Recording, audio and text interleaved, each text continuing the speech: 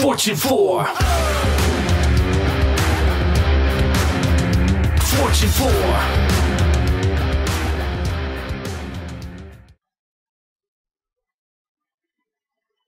See, I'm trying to mimic the Mrs. Mean face, that he's been making the last couple of weeks, so let me know if I'm doing a good job. Well, anyways, I'm going to have to work on that. But WrestleRant, number 39, Graham GSM Matthews, your host, Bleacher Report featured columnist level 2. What's on tap for today's WrestleRant? Well, a whole lot of shit if you're looking forward to today's episode. We have Victory Road, we have Raw, and we have all the news going into WrestleMania 28. Just 48 hours ago, springtime is in the air, and yes, when it means springtime, that means WrestleMania is in the air. And WrestleMania 17 was by far probably the greatest WrestleMania of all time, in my opinion. And ironically enough, in only 17 days, we're going to have one of the most epic WrestleManias since WrestleMania 17 in 1990. I want to say, 1993?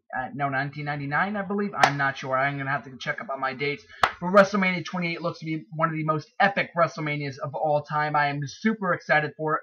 So contrary to my Mrs. Mean face, I am in an excellent mood today. Super excited. And only 17 days remaining until WrestleMania. Who can't be in an excellent mood? I mean, come on. So let's get right down to here with TNA talk.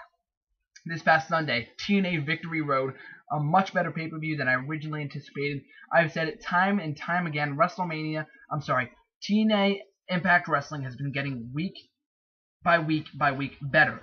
Each and every week, TNA is certainly improving, and it shows.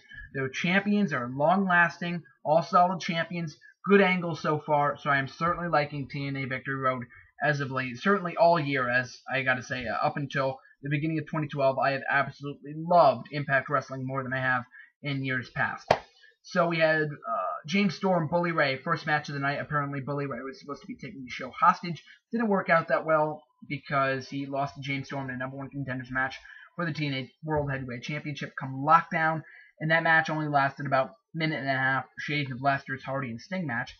So I was looking forward to more from these two, Bully Ray and James Storm. They had a decent match a couple weeks ago on Impact. It didn't last too long. That's why I was looking for a great rematch here on live pay-per-view. It didn't work out that way, merely because James Storm suffered an ankle injury a couple weeks ago, I believe.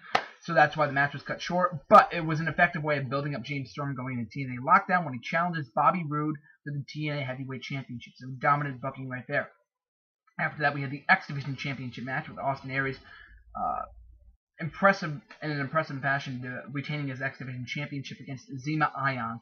This is a fun match. I did like this. If you didn't already know, as it wasn't. I'm sorry. I'm in such a good mood today. I'm just all tongue twisting all over the place today. I'm extremely sorry for that. Got to get my words straight. But if you didn't know already, they already established it on Impact last week. Austin Aries is the longest reigning X Division champion of all time in TNA history. I was just amazed. I was super pleasant to hear that Austin Aries is the longest reigning champion in TNA history. He certainly deserves it. I noted it a couple weeks ago. So great booking with him retaining once again. Hopefully he drops to the perfect face and not some random up-and-coming heel like Zema Ion, who doesn't really need the title at this point in time. Tag team titles. Samoa Joe and Magnus successfully retained the tag team championships against Matt Morgan and Crimson. Okay match, but the main focal point here was Crimson turning heel after so long. And I say this is a very smart move. Crimson was definitely getting stale as a face, and hopefully he can build up this winning streak that he's had since he came to TNA last February up to his advantage and start, bragging about it and whatnot, and get it in the way that he, starts being arrogant about it. And I'm looking forward to a good steel cage match with Matt Morgan come Lockdown. Hopefully much better than their Turning Point match. We had Devon defeat Robbie E for the TNA Television Championship. Whatever, I don't really care about that. Gail Kim successfully retained her Knockouts Championship against Madison Rayne. These guys are capable of much more than what they provided at Victory Road. That certainly showed when the crowd was bored by their match. I thought it was okay, but the crowd wasn't into it, especially since it was heel versus heel matches. They really couldn't, so I don't blame them. Angle and Jeff Hardy. I saw most of this matchup until it was cut off the last couple of minutes. My stream got cut off, so I did not get to watch the last few minutes. But from what I saw in the beginning, what I saw from replays, this was by far the best match of the card.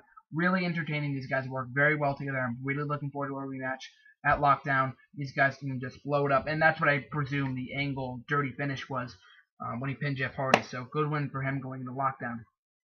Tag team match. Mr. Anderson and AJ Styles defeated the team of Kazarian and Christopher Daniels. Extremely entertaining match. I absolutely love this match. I love Mr. Anderson. I love Daniels. I love Kazarian. I love AJ Styles. These guys have been ripping it up in this feud, and I certainly love it. Hopefully it continues on. It's died some momentum down since they haven't revealed Kazarian's secret yet, but I guess it's for the better. We'll certainly see it in weeks ahead. And in the main event, Bobby Roode versus Sting. Solid match between these two in a no-holds-barred, no disqualification match. Certainly, it showed. Bobby Roode got over with the win. He defeated Sting. I wouldn't say cleanly because Sting knocked himself out with a chair. And then afterwards, after the match, Bobby Roode physically and verbally abused Sting and Dixie Carter.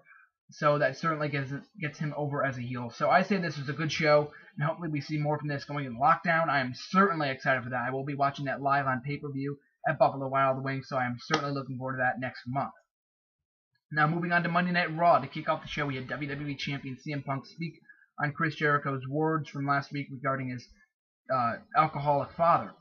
Now, Chris Jericho also responded. This was a very, very strong promo from CM Punk and Chris Jericho.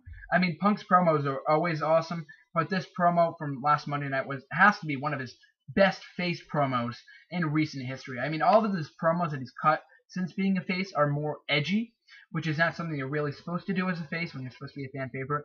This promo certainly showed signs of fan favoritism for CM Punk. So I certainly love that, and I love this new edge that they're getting on the feud with CM Punk's sister getting involved and Jericho taking all the skeleton out of CM Punk's closet. So I'm really looking forward to that, as well as their match at WrestleMania 28, which should be epic. I'm not going to go over through every segment of Monday Night Raw because I felt that some of these matches and segments on Raw were completely pointless and didn't serve that much of a purpose, so I won't go through everything. But Cena defeated Mark Henry in about 5 minutes, I'd say, maybe 5 to 10 minutes. Good match from these two. Extremely predictable, though, that John Cena was going to be going over. Mark Henry hasn't been booked well in a long time. At least he was booked dominant last week, but up until then, he's been booked like shit since he lost his world title, so it's okay. John Cena got involved in a car accident Monday morning, so I was kind of surprised that they didn't play that up during the course of Raw, but I guess it really doesn't matter since John Cena is super anyway, so it doesn't matter all that much. Then after the match, The Rock came down and delivered a rock bottom, an impressive rock bottom, to Mark Henry, no less, signaling and foreshadowing his feud with John Cena come WrestleMania 28. So that was very well done, so we didn't have to hear from them on the mic once again. Although Rock's promo that he cut earlier in the night via satellite was also very well done. Very fun promo from The Rock. We also had the progression of Orton and Kane. Kane defeated Big Show on the show, and Orton also discussed his feud with Kane as of late. And they also discussed this on SmackDown as well. Now, this feud is I don't want to say dream feud. That's a heavy, heavy word to be using. But I do like this feud, contrary to what some people might believe and what think of this feud. Since both guys have the voices in their head, I certainly like this feud. And at least they brought back the point that they feuded, that they had a match last July 22nd. I first said that when this feud first started. I said that they were going to be using that as their bait for this feud, and they did. So I was certainly shocked to be seeing that. And also on the show, we had Zack Ryder versus World Heavyweight Champion Daniel Bryan. That is, good match. It didn't last too long. It should have gone a lot longer than it did, but good action from those guys. Hopefully we see more from them down the line. And to close out the show, we had Triple H, Undertaker, and HBK discussing their match at WrestleMania 28. Now, I say this every single week, but I will continue to say it until WrestleMania 28 is over. I was originally not looking forward to this match / feud between Undertaker and Triple H. Now I could not be more intrigued for it. These guys keep on ripping it up each and every single week, a part of this feud, and I could not be more excited and intrigued by this feud going to WrestleMania 28. The streak will be on the line, and I do have my doubts that Undertaker will be losing this year, we'll have my doubts that he may be winning or losing this year, so we'll have to see about that. Certainly looking forward to this match. This feud has been phenomenal and extremely entertaining, and I was pleased that this did close the show this week, rather than the Rock and John Cena segment for the millionth time. So I say this was a good edition of Raw, not a phenomenal edition like it was last week, but I'd say it was okay, and a very strong building show going into WrestleMania 28 and only 17 days away. So now, other news going into WrestleMania 28. Evan Bourne's suspension was over as of last Saturday, St. Patrick's Day. So hopefully we see him come back, and possibly this Monday, but I highly doubt it. They'll probably bring back Rey Mysterio for the tag team match instead. Speaking of the tag team match, Dolph Ziggler, Jack Swagger, new members of Team Laurinaitis. 2 more members will be revealed this Friday night on SmackDown. Also, speaking of SmackDown, they will show the video of Yokozuna entering the WWE Hall of Fame. Very smart move. He certainly deserves it. He was deceased. He died, I believe, in 2000, I think. I'm not positive of that fact. But he certainly deserves it. Former WWE champion and dominant athlete in the WWF during his time. Also, speaking of returns, A-Train and Viscera, also known as Big Daddy V in his later years in WWE in 2007-2008, will both be returning to WWE in this year, in coming weeks, I should say. I'm really looking forward to that. I never had the honor of seeing A-Train wrestle or compete 10 years ago, part of the Attitude Era. All I know is that he competed against The Undertaker with Big Show at WrestleMania 19, I believe, WrestleMania 19 or 18. I believe it was 19 in that handicap match. But A-Train will be undergoing this new gimmick change as Lord Tensai. I believe that was the vignette from Monday Night Raw. So I'm kind of intrigued to see what they do with his character going into WrestleMania 28 and being the henchman of John Laurinaitis. As for Big Daddy V, they said he might be making an appearance. That is this is just pure speculation right here, just pure rumor. But he could be making an appearance in the comedy skit or part of Ministry with The Undertaker. That's just a dream wish of mine. Would be awesome. But look out for those guys going to WrestleMania 28. Now, also, there was a rumor on Monday of FCW Florida Championship Wrestling, their developmental territory, closing down. 100% not true. They had everyone refute that fact on Tuesday. They had wrestling news sites report it. The people from FCW report it. They even had Triple H and WWE.com report it. They were that angry about the reports. I reported that FCW was closing down. I wanted to get the report out there as soon as I could. And I did report that on Bleacher Report. But that was 100% not true. They will be undergoing some changes in the recent and coming weeks, and a huge announcement coming after WrestleMania 28. So that about does it for this week's WrestleRant. Now time for my shameless plugs.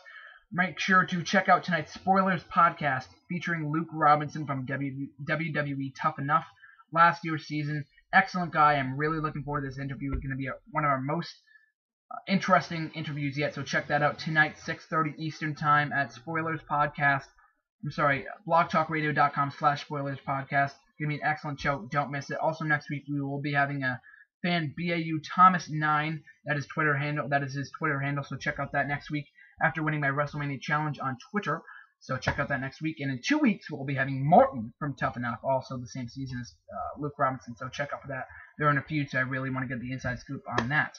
Make sure you follow at WWE Dashing. I believe his YouTube channel is of the same name. He plugged me last week, so I will plug him this week on my YouTube channel. Check out my website, nextwrestling.weebly.com, for all the WWE TNA rumors, recaps, and more. And a lot of undergoing on that site, so check that out as well. Find me on Bleacher Report at Graham GSM Matthews for all my latest stuff. I will be having a lot of new material in the coming weeks. If I have time going into WrestleMania 28, I'm really looking forward to that. As well as follow me on Twitter at save_us_GSM. But don't follow if you're not a wrestling fan, because that means you're just an asshole for following me and then unfollowing me a short time later. Just a little reminder to those of you out there who did indeed do that. So I hope you guys enjoy your week and enjoy the next 17 days as we quickly approach WrestleMania 28, as much as I am enjoying the road to WrestleMania.